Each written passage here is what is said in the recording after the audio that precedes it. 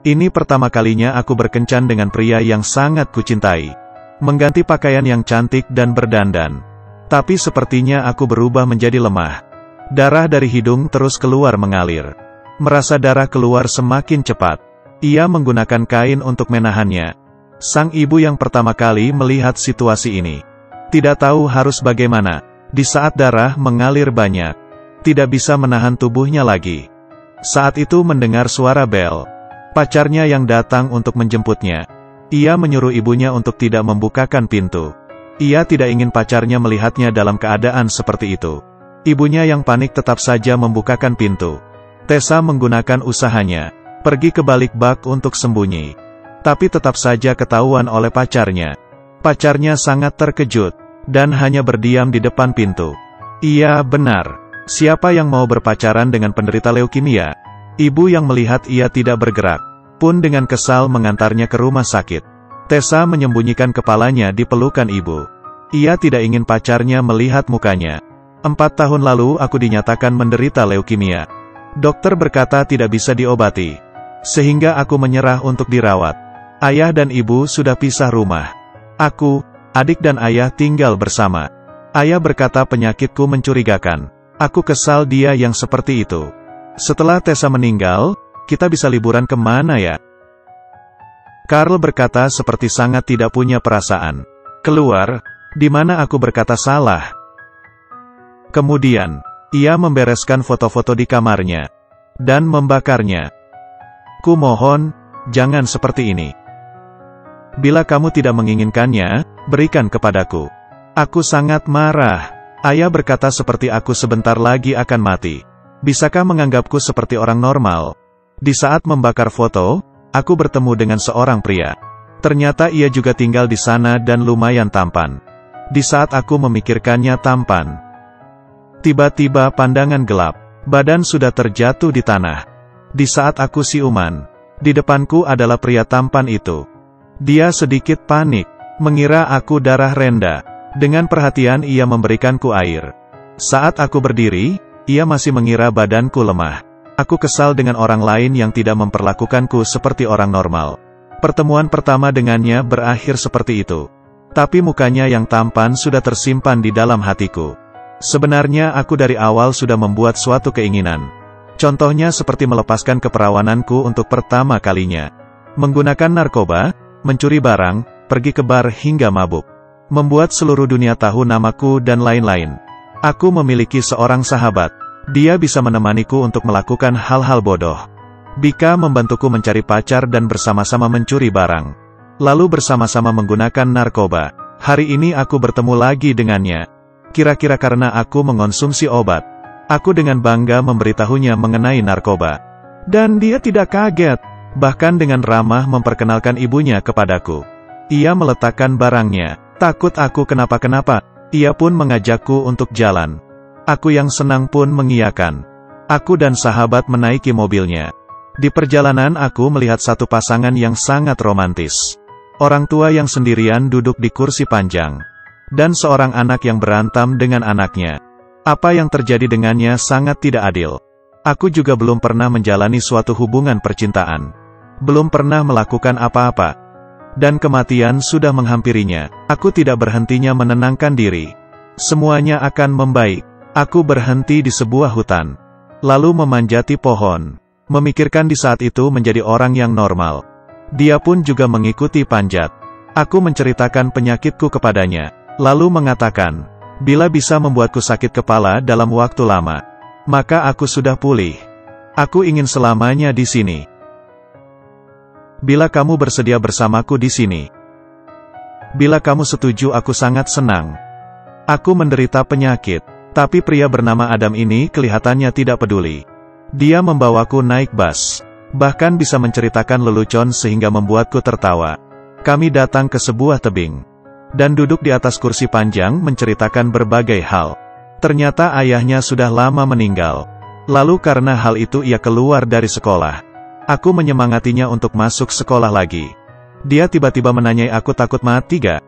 Aku tentu saja takut. Banyak orang mengira setelah terkena penyakit parah akan langsung pasrah. Ini bukan perjalanan pulang. Tapi di atas bus banyak orang. Tanpa terasa ia pun memeluknya. Dia juga memelukku. Aku perlahan-lahan meletakkan kepala di bahunya. Dan di saat itu, hatiku terasa sangat nyaman. Di malam hari, ia mengajakku ke sebuah pesta. Lalu mengantarku pulang. Sebelum berpisah, kami berdua merasakan tidak ingin pulang. Aku melihat tulisan yang kutulis di dinding. Hal-hal yang harus dilakukan sebelum mati. Akhirnya tercapai. Yang lebih senang adalah aku bertemu dengannya. Hari ini, karena ketahuan mencuri bersama sahabatku kami ditangkap. Melihat sahabat yang mencuri, aku baru mengetahui bahwa dia hamil. Saat dijemput pulang oleh ayah, dia tiba-tiba berhenti di depan ayah. Aku pun tidak memedulikan ayah lalu keluar menaiki motornya. Dia membawaku ke sebuah pantai, menyalakan api unggun dan berenang di pantai. Tapi karena hal ini aku pun diantar ke rumah sakit oleh ayah. Aku mulai muntah. Dokter berkata penyakitku sudah merambat ke seluruh tubuh. Takut waktu sudah tidak banyak lagi. Kabar ini bagiku bukanlah hal yang besar. Aku dari awal sudah mempersiapkan diri untuk meninggal. Di malam hari ayah memanggil ibu untuk bermain kembang api bersama. Ayah mengira di sebelum aku mati, untuk memberikanku kehangatan sebuah keluarga. Keesokannya, aku diam-diam menyetir mobil ayah keluar. Tapi sepertinya aku sangat tidak bisa menyetir. Aku menemui Adam. Yang membuatku tidak terpikirkan adalah, aku ingin kita kencan untuk yang sebenarnya. Kenapa tidak sekarang saja? Aku dengan senang ke rumah. Lalu membuka lemari ibu, mencari pakaian yang bisa dipakai. Dengan cepat mengganti baju. Tapi badanku mulai kambuh. Kumohon jangan hari ini, kumohon. Adam yang mengetahui hal itu langsung buru-buru ke toilet. Dan melihat diriku yang seperti ini. Semuanya kelihatan sedih, tapi aku tidak menyalahkannya. Ayah dan ibu, karena penyakitku, hubungannya menjadi lebih baik. Di perjalanan pulang, aku menanyai ayah di saat aku pingsan tadi. Adam ada datang atau telepon gak? Mendengar jawaban pasti dari ayah. Aku sedikit sedih, juga sedikit kecewa. Kira-kira hubunganku berakhir seperti ini. Di saat aku mengira hubunganku sudah redup. Di perjalanan pulang, aku melihat namaku yang tertulis di dinding. Di semua tempat ditulis oleh Adam. Dia tahu keinginanku yang ini, yaitu membuat seluruh dunia mengetahui namaku. Lalu Adam datang ke rumah. Ayah kelihatannya bukan tidak menyukainya. Aku tahu ayah bukan hanya takut Adam tidak kuat untuk menerima setelah kematianku. Tapi Adam tidak memedulikannya. Dia tiap hari akan datang ke rumah untuk merawatku. Hingga ayah akhirnya menerimanya. Hari ini sahabat datang menemuiku. Dia memutuskan untuk melahirkan bayinya, dan aku sangat senang.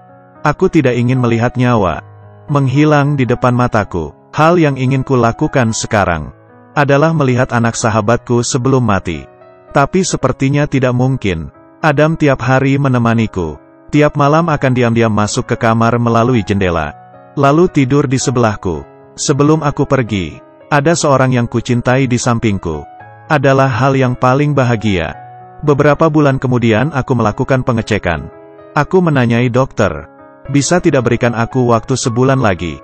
Karena 1 bulan lagi, sahabatku akan melahirkan. Dokter diam sebentar lalu menjawab, tidak. Semua ini tetap saja datang. Sekarang aku hanya ingin menemui Adam. Melewati hal paling sulit ini bersamanya. Di saat aku sampai di rumahnya, aku baru mengetahui Adam hari ini mengikuti orientasi sekolah. Dan akan kembali ke sekolah di bulan September.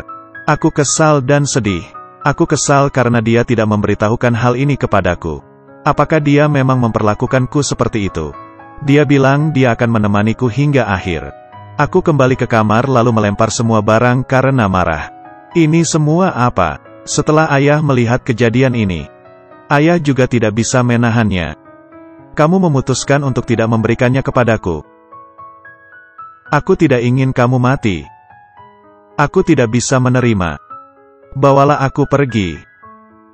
Ayah yang selama ini kuat akhirnya menangis seperti anak kecil. Aku tidak berbicara apa-apa, hanya diam di sebelahnya. Lalu tidak berhenti mengelusnya hingga tenang.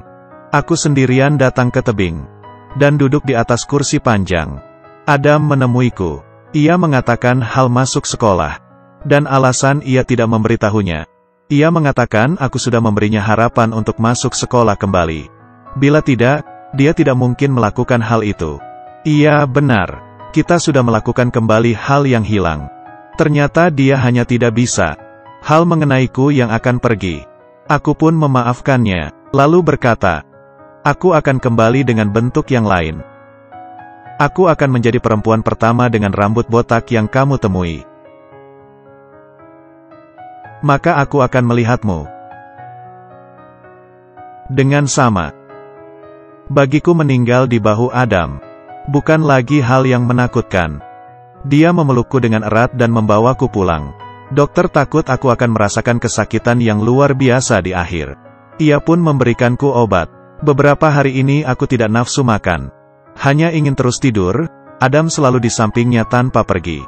Diam-diam menjaganya. Waktu aku terbangun juga semakin sedikit. Aku duduk di kursi ruang tamu, melihat adik yang sedang bermain di luar. Akhirnya aku tidak bisa menahannya lagi.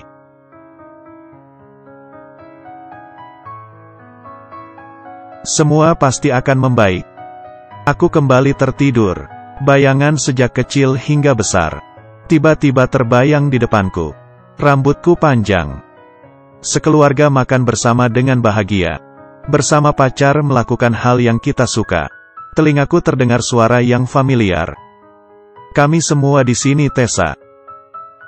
Kami semua mencintaimu. Kamu melakukan dengan baik. Sudah boleh pergi, kamu sudah boleh pergi.